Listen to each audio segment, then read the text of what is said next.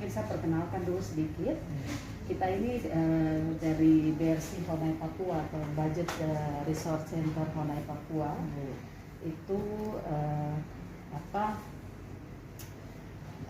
satu komunitas yang dibentuk oleh Fitra, bekerja sama dengan GIZ dan juga KPK dalam kaitan dengan bagaimana kita melihat pelayanan publik di Papua, tapi secara khusus terkait dengan perencanaan penganggaran di Papua, karena kita melihat bahwa hari ini ada banyak persoalan sekali terkait dengan pelayanan publik di Papua.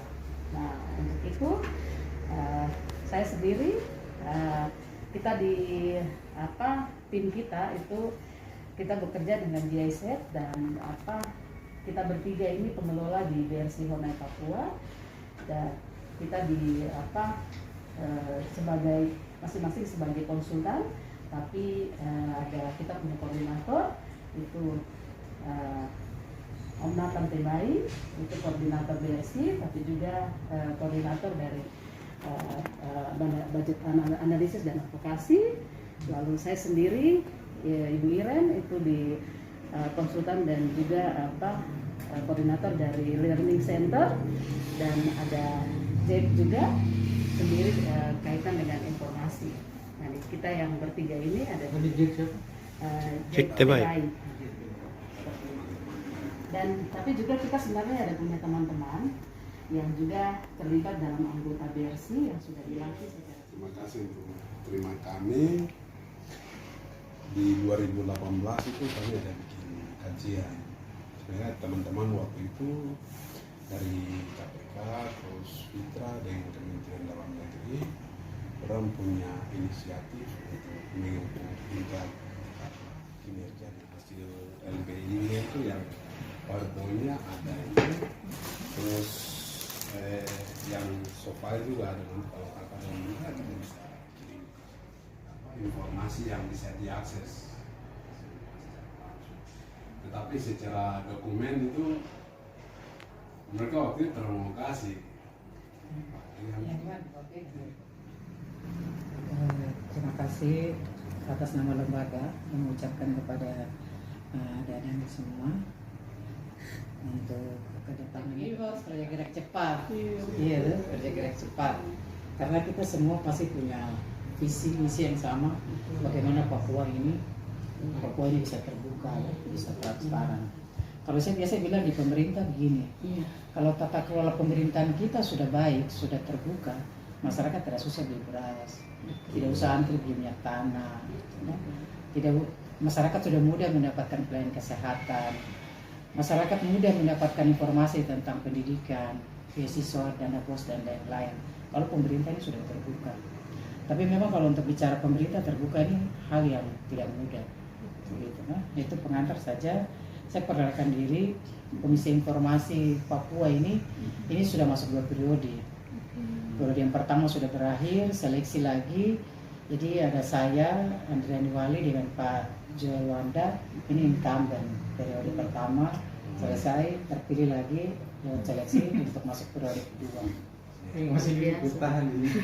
Ketua kami untuk periode kedua ini Bapak Wiganus Pigai. Pak Ketua ada urusan keluar. Jadi kemarin saya langsung info ke Pak Ketua, surat Pak Ketua hari ada urusan keluar, jadi minta ke saya sebagai wakil ketua dengan komisioner yang lainnya untuk menerima. Jadi kerja kita hanya untuk lingkup 9 provinsi atau kabupaten kota, ini bukan kerja yang mudah ya, karena Komisi Informasi masih baru berada di tingkat provinsi ya, baru ada tingkat provinsi, kabupaten kota tidak ada. Jadi memang banyak permasalahan terkait keterbukaan informasi publik, itu semua dikerjakan oleh Komisi Informasi Papua. Itu lebih bagus daripada kita cuma tinggal duduk terus jadi penonton, terus kita tidak bertanya, sedangkan undang-undang ini diatur bagi semua warga negara untuk kita berani bertanya kepada siapa saja terkait dengan perkembangan pembangunan yang ada di Papua. Untuk substansi yang tadi ada Nathan jelaskan, nanti kita bahas, itu pengantar ya. Saya hal yang terima kasih sekali. Hari ini hal yang sangat dalam 2 periode ini kami tunggu. Iya. Ini kunci pertama kemajuan satu perubahan itu ada di sini. Yaitu pertama, masyarakat meresponi segala sesuatu. Kita punya banyak masalah di Papua ini. Kita masalah karena kita sendiri tidak tahu kalau kita sedang dalam masalah. Ini Papua sedang ada dalam masalah, tapi masyarakat kita sendiri kita tidak sadar kalau kita sedang dalam masalah. Kalau sampai BRC Ronai sudah datang, saya bersyukur karena artinya masyarakat Papua minimal sudah ada yang mulai tahu bahwa kita sebenarnya sedang. Apa yang tadi Adik Nathan sampaikan, memang itu hal yang sampai hari ini yang itu sering dan masih terjadi dan terus akan terjadi. Tapi salah satu hal yang saya bilang, dan saya mau kasih semangat adalah kalau tidak dimulai, kapan kita mau mulai? Itu satu. Jadi terima kasih, ada yang sudah mulai. Tapi ada hal yang saya mau sampaikan dan saya perhatikan bicara tadi. Saya ingin aja kita semua sama-sama kita kuasai dulu manual. Jadi kita mau kerja apa, kita betul-betul paham dulu apa sih yang sebenarnya kita akan kerjakan. Jadi kalau orang istilah dalam pekerjaan ya, LSM orang bilang ada TOR dan lain sebagainya, itu sebenarnya bukan hal yang sederhana. Itu yang supaya tetap kita jalan dalam rule dan kita tahu target, supaya kita tahu apa yang kita capai. Karena bagaimana kita bisa mengukur satu kerja kita kalau tidak pernah kita seperti yang bikin seperti ini. Tidak ada analisis yang akhirnya yang. Kenapa saya bilang seperti itu? Kalau saya ada tadi yang bilang surat hilang, buka pasal 53, 53. Badan publik itu bisa diancam pidana karena menggunakan dokumen publik. Kenapa dokumen publik? Waktu surat itu dibuat, itu memang masih surat satu. Tapi kalau sudah terdaftar di satu badan publik, maka saya tanya, mungkin didaftarkan ya? Itu berarti dokumen publik. Siapapun yang merusak, menghilangkan, dia tidak. Ini contoh. Kalau kita atas manusia. Saya pikir Adik Nathan, Kakak Iren dengan Mbak Jack ini harus berbeda. Yang pertama adalah sederhana saja. Bapak badan publik ini mengecualikan dokumen ini, apa dasar hukumnya? Pertanyaan itu saja, ya sudah menjadi kekuatan. Dasar hukumnya apa? Kalau tidak ada dasar hukumnya, tidak ada aturan yang melarang saya melihat dokumen itu, Bapak tidak punya hak untuk melarang saya melihat, mengakses dokumen tersebut. Nah, ini contoh. Artinya, mari BRC dengan Papua, mari kita duduk sama-sama supaya artinya lebih banyak nanti diskusi ke depan, lebih banyak kerjasama. Kalau memang harus ada MOU ya, nanti kita atur bagaimana supaya kita melihat kolaborasi kita nih nanti seperti apa. Memang ada ranah di mana kami Komisi Informasi ini harus menjaga etika kami. Ada pada saat misalnya kami diskusi, tapi dalam misalnya sudah misalnya Fitra dari Onai yang mengajukan kasus, wah kita tidak bisa lebih cerita lagi karena posisinya akan berbeda. Ini maksudnya. Jadi saya pikir saya sebagai komisioner saya bersyukur sekali karena hari ini artinya Onai pikir saya Wali kami di sini siap untuk kerjasama, siap untuk saling mendukung kapanpun selama kami masih mampu. Yang saya perlu ceritakan di sini pertama bahwa dari advokasi Komisi Informasi Papua kepada pemerintah di tahun 2019 itu pemerintah Provinsi Papua itu sudah berhasil mendapat predikat kategori cukup informatif. Mungkin advokasi kami untuk beberapa masalah yang sering ditemukan terkait dengan pengelolaan anggaran itu, ya itu mungkin advokasi kami gunakan Undang-Undang 4 nomor 14 itu dengan proses melakukan informasi yang baik sesuai dengan.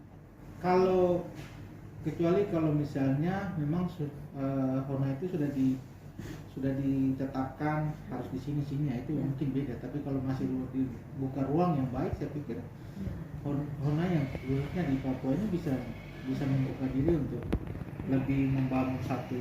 Jadi kalau saya bukan hanya KI, tetapi justru kelompok-kelompok di masyarakat ini yang harus kita perhatikan, seperti yang tadi kemarin ketiga dorang itu mama PT-nya perempuan-perempuan di kampung. Jadi 4 kampung itu hampir perempuan di kampung tuh paham Undang-Undang 14 keterbukaan. Dilatih khusus. Sampai di persidangan saya juga heran itu. Artinya begitu. Ada bagian yang artinya kemarin kalau teman itu perempuan-perempuan di 4 kampung di teror bisa dikerjakan oleh P3, saya pikir masih banyak ruang ya. Kami kan perencanaan dan penganggaran. Jadi kami akan lebih ada yang menganalisis dokumen APBD dengan apa dia punya RPJMD, terus LKPD. Ini kami bisa membantu mengedukasikan masyarakat untuk mereka lihat mereka punya kebutuhan di dalam dokumen publik ini ada di mana begitu, perencanaannya apa, terus penganggarannya ada di posisi mana, terus pelaksanaan di lapangan tuh seperti apa, langsung kayak gitu atau kita ngelucu seperti bagaimana. Nah, hingga kita sama-sama di situ. Jadi apa seperti kemarin sekarang ini kita sedang analisis dokumen APBD di 3 tahun terakhir di APBD provinsi, terus perencanaannya, terus kami lihat juga seperti kami lihat juga seperti Otsus yang 3 tahun terakhir maupun saya ke depan tuh seperti bagaimana partisipasi masyarakat. Jadi mau masalah kesejahteraan anak, ibu, HIV dan lain sebagainya, masalah utama adalah akses informasi. Semua program ini mati karena aksesnya informasi. Jadi kalau bicara tadi program Otsus, ya Otsus ini dikerjakan, masyarakat merasa tidak. Karena informasi Otsus ini tidak sampai dengan detail, dengan baik, dengan akurat di masyarakat. Ini masalah aksesnya. Nah, berarti siapa yang punya tugas untuk mempublikasikan? Komisi Informasi hanya memantau wasit di atas. Kalau tidak ada yang lapor, kita tidak bisa eksekusi. Kembali ke masalah. Jadi saya pikir itu saja. Terima kasih. Mengenai yang Seri, tapi nanti kalau ada yang ini kita tinggal bisa saling komunikasi, kan? Saling komunikasi. Ada orang mau datang ke sini, kapan saja, terus pakai surat juga tidak apa-apa. Iya. Iya betul. Iya. Ya betul itu kami. Iya, Itu kami ya. Nggak usah pakai Kami surat. komisioner kalau udah datang mendadak pokoknya lihat Iya. ada Iya. datang saja. Datang saja. Selama kita tidak ada rapat, tidak ada Iya. saya pikir jangan terlalu. Intinya kita sudah tahu bahwa oh ya ini ada dari kita. Ya. jadi ini pertemuan pertama dari kakak orang di lembaga ini kami pikir Jadi yang mungkin nanti banyak terlibat Pak Levi. Nah, dorang kan masalah analisis dan kajian toh. Oke. Nanti mungkin bagian yang Pak. Ini bagus sekali. Ini bagus. Saya minta maaf, saya karena ada urusan di luar, jadi saya begitu dapat surat kemarin saya minta Ibu Wakil Ketua yang terima apa adidorat begitu toh. Dan saya juga senang karena adidorat bisa datang di sini, bisa beraudiens langsung dengan kita di sini. Ya,